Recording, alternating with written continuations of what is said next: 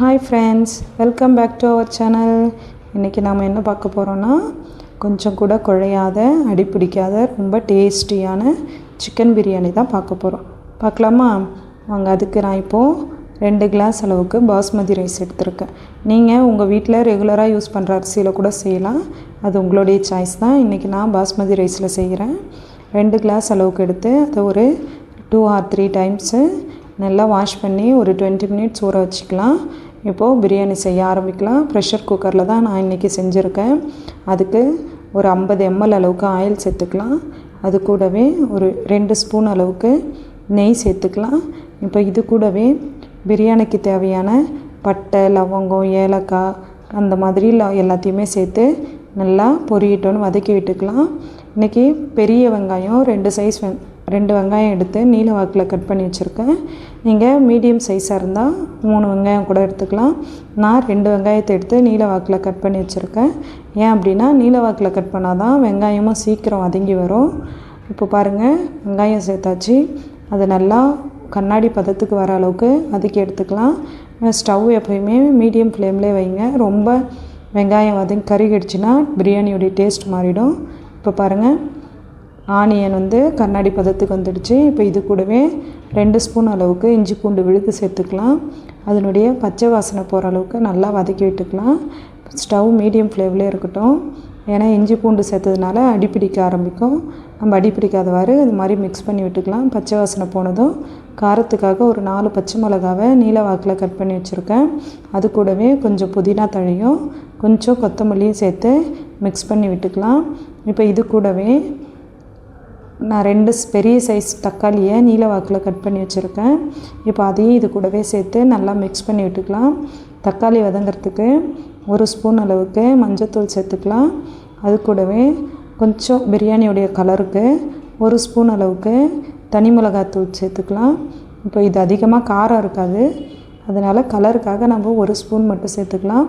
உங்களுக்கு காரம் அதிகமாக பிடிக்குன்னா நீங்கள் உங்கள் காரத்துக்கு ஏற்ற மாதிரி கூட சேர்த்துக்கலாம். இப்போ இது கூடவே 2 ஸ்பூன் அளவுக்கு பிரியாணி மசாலா சேர்த்துக்கலாம். இப்போ இதனுடைய மசாலா பச்சை வாசனைலாம் போகிற அளவுக்கு வதக்கி விட்டுக்கலாம். ஸ்டவ் லோ ஃப்ளேம்லேயே வைங்க. ஏன்னா மசாலா சேர்த்ததுனால அடிப்பிடிக்கலாம், அதனால் லோ ஃப்ளேமில் வச்சு வதக்கி விட்டுக்குங்க. இப்போது இது கூடவே 1 கப் அளவு புளிப்பு இல்லாத தயிர் சேர்த்துக்கலாம். இப்போது இது கூட ஒரு ½ லெமனுடைய ஜூஸ் பிழிஞ்சு வச்சுருக்கேன், அதையும் சேர்த்துக்கலாம். ஜூஸ் அதாவது லெமனும் தயிரும் பிரியாணிக்கு ரொம்ப முக்கியமான ஒன்று, அதை நல்லா ஞாபகத்தில் வச்சுக்கோங்க.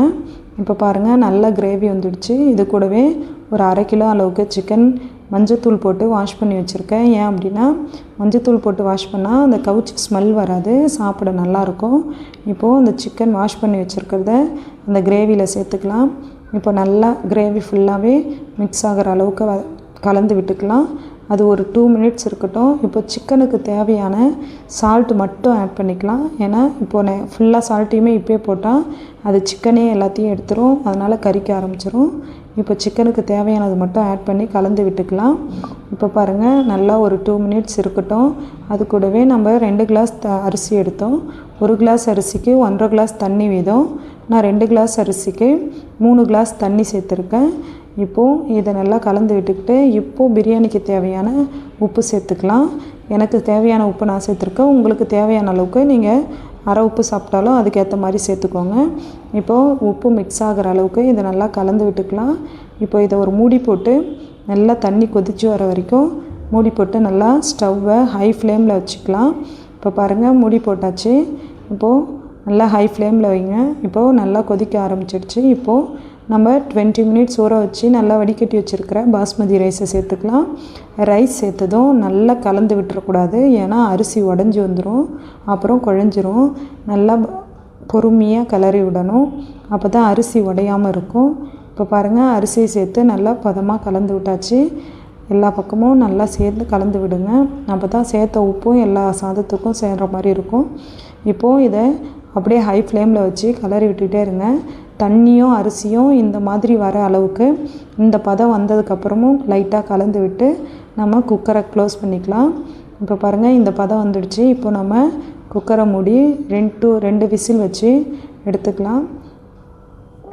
பாஸ்மதி ரைஸ்ன்றதுனால நான் 2 விசில் விட்டுருக்கேன். நீங்கள் எப்போவும் யூஸ் பண்ணுற அரிசியாக இருந்தால் நீங்கள் அதுக்கேற்ற மாதிரி விசில் விட்டுக்கலாம். இப்போது விசில் நல்லா கேஸ் ரிலீஸ் ஆனதும் நம்ம ஓப்பன் பண்ணி எடுத்துக்கலாம். இப்போ பாருங்கள், நல்லா பலபலன்னு குழையாமல் சிக்கன் பிரியாணி ரெடி ஆகிடுச்சு. அடி பிடிக்காது. இந்த மாதிரி லைட்டாக கலந்து விட்டுக்கோங்க. எல்லா பக்கமும் இருந்து இந்த மாதிரி கலந்து விட்டுக்கோங்க. அப்போ தான் அடிப்பிடிக்காவும் குழையாகவும் இருக்கும். இங்கே பாருங்கள், நல்லா பலபலன்னு இருக்குது. இதே மாதிரியே நீங்களும் வீட்டில் ட்ரை பண்ணி பாருங்கள். கண்டிப்பாக உங்களுக்கும் ரொம்ப பிடிக்கும். இப்போது நம்ம சாப்பிட ரெடி ஆகிட்டோம். இந்த மாதிரி இந்த வீடியோ உங்களுக்கு பிடிச்சிருந்தா லைக் பண்ணுங்கள், ஷேர் பண்ணுங்கள், கமெண்ட் பண்ணுங்கள். மறக்காமல் என்னுடைய சேனலை சப்ஸ்கிரைப் பண்ணிக்கோங்க. ஓகே, பாய்.